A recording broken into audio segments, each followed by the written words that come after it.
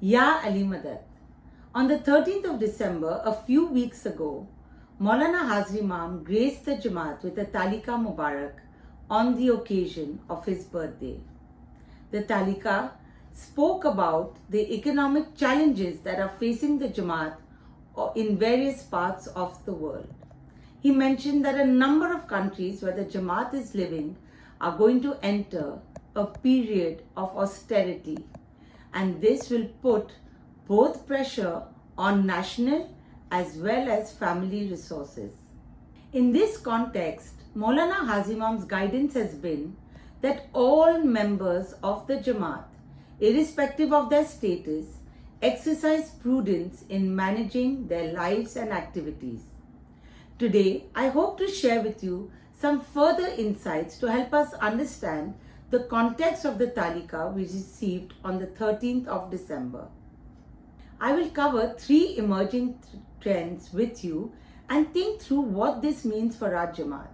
The three emerging trends that I see are India's K-shaped recovery, the impact on the retail and the manufacturing industry, and the effects of the digital world.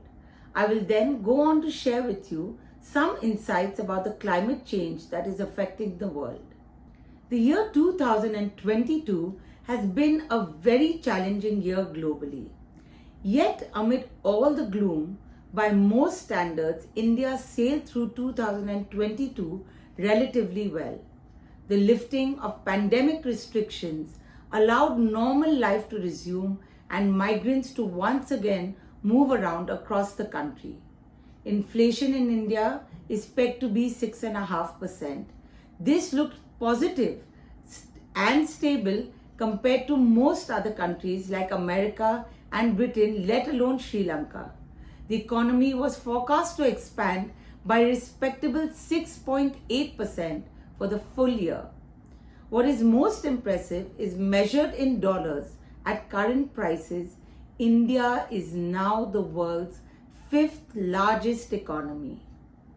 While the country is showing positive growth, we are looking at a K-shaped recovery in India. The premium market will get stronger. However, we are expecting that the middle and lower income population will continue to face many challenges in the coming year with increased credit costs and volatility. We are hoping that while there will be global economic volatility and events like China's current COVID situation, India will continue to be better off than most other parts of the world. So what does this mean to us? The government has initiated some path-breaking reforms over the last few years that will enable borrowers to access credit easily and increase lending to the unbanked. The result of that will be faster and inclusive credit penetration. That means that if you are part of the formal economy and filing tax returns, you will be able to enjoy easy access to credit and participate in India's growth. It also means the financial sector is best positioned to benefit from this economic growth. Career opportunities in the banking and financial sector will be lucrative.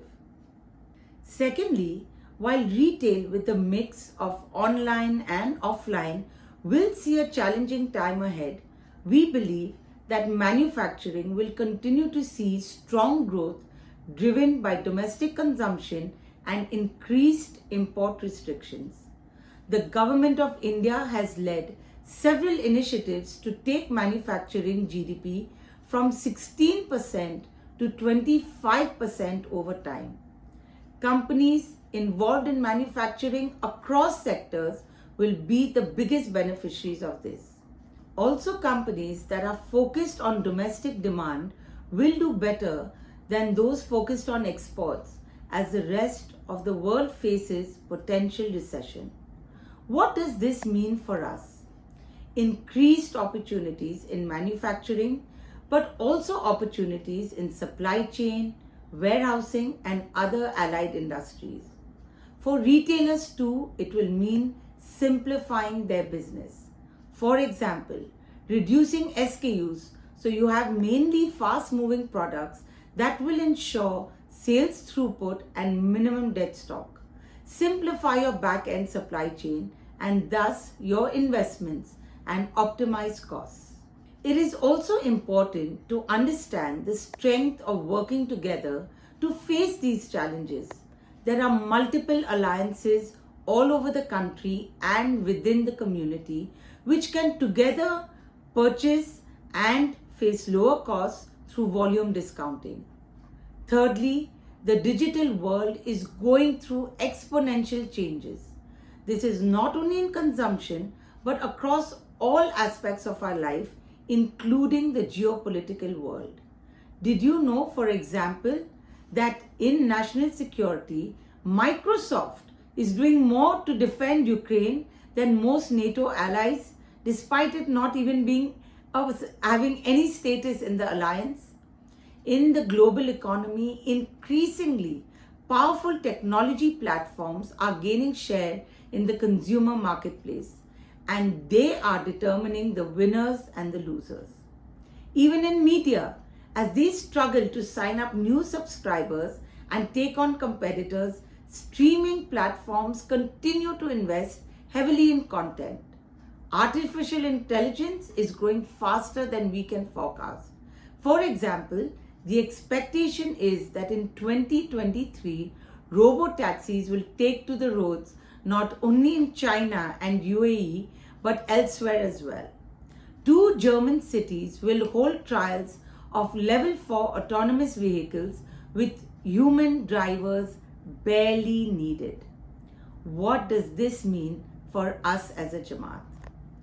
Data-related professionals, whether data scientists, content developers, influencers, or even cybersecurity experts, will continue to be in great demand.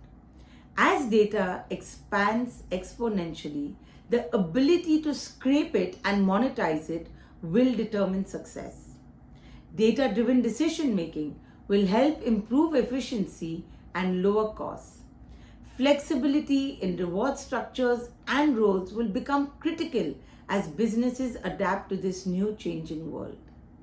As we look towards the situation of India, I want to talk about a couple of things.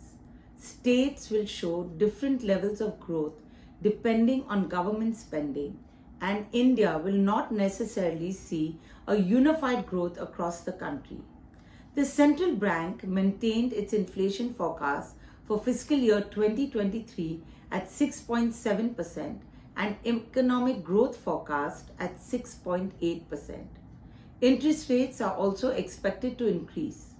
While we hope the worst of inflation is behind us, we should not be complacent. Just to sum up, we should continue to be prudent and remember, cash is king.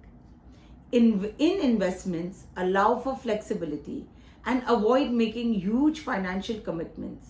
In business, keep things simple and have the mindset of adaptability. Now let's look at the second aspect of the Talika on climate change. Unfortunately, in the last year, due to the geopolitical situation, climate change investments took a backseat. However, we are being reminded of its impact by Mawlana Hazar Imam. As most of you are experiencing, climate change has truly become a big concern for the world. However, there is virtually no willingness to pay for the sharply rising damages from climate change. Even between countries, there is very little coordination to address the issue. Due to the different efforts in this area across the world and unwillingness to pay, Mawlana Hazar Imam, in regards to climate change, has mentioned that he will work with our institutions to help guide us through the potential challenges. What does this mean for us? The transition to a renewable economy continues to grow, with massive new investments into electric vehicles and related supply chains, solar and wind power, as well as further shifts towards more efficient fossil fuel processes. For example, global sales of new cars grew by 1%, but those of electric vehicles increased by 25%. we are seeing a similar trend in India. Careers that are related to the utilization of natural resources and renewable energy, and auditors of this process as governments mandate regulation will be in continued demand. Companies that are innovating in this space will also attract investments and see growth. Finally, I would like to conclude with Hazimam's thoughts in the Talika of facing challenges with faith, with unity, with self-reliance, care, generosity and resilience. We hope to work together as a united Jamaat in adapting to these emerging trends. Please reach out to the Economic Planning Board for any further assistance. Thank you. Ya Ali Madad.